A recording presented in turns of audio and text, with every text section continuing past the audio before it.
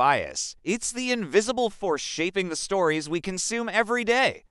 Tonight on Mystery Decoded, we lift the curtain on the subtle techniques that color the news methods so quiet that most people never notice them at all. Framing is the art of deciding how a story is told. Consider a peaceful protest. One headline might emphasize unity and purpose. Another highlights chaos and disruption.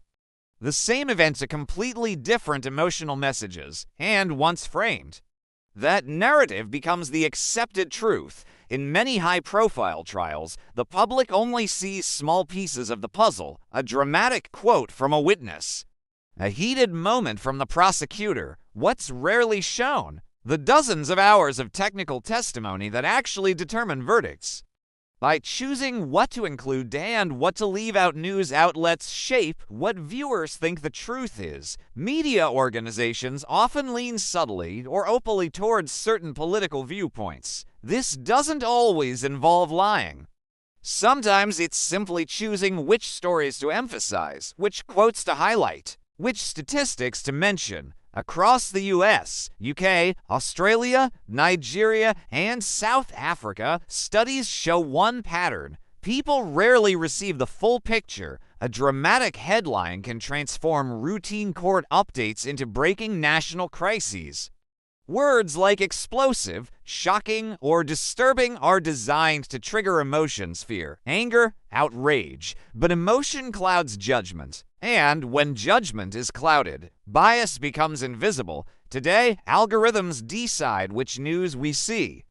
They promote stories that spark engagement, comments, arguments, shares. This means dramatic content is prioritized over factual updates. Once a narrative goes viral, traditional media often picks it up, completing a cycle of bias. Imagine this. A business owner is arrested during a financial investigation. There is no verdict, no trial, no confirmed details. But headlines call him a fraud mastermind. Social media runs with it.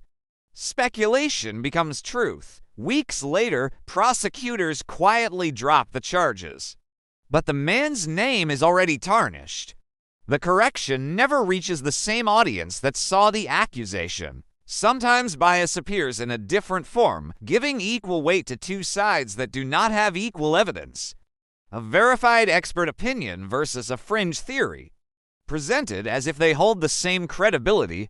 This distorts public understanding, especially in criminal justice topics. In the UK, editors have been criticized for sensationalizing police investigations without full context. In Nigeria, political rivalries often shape how newspapers frame corruption cases. In South Africa, crime reporting can emphasize fear rather than accuracy.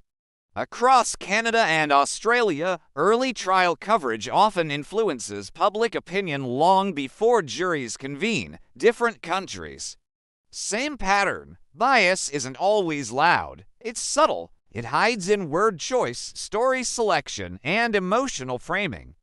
But once you learn to identify it, the news will never look the same again.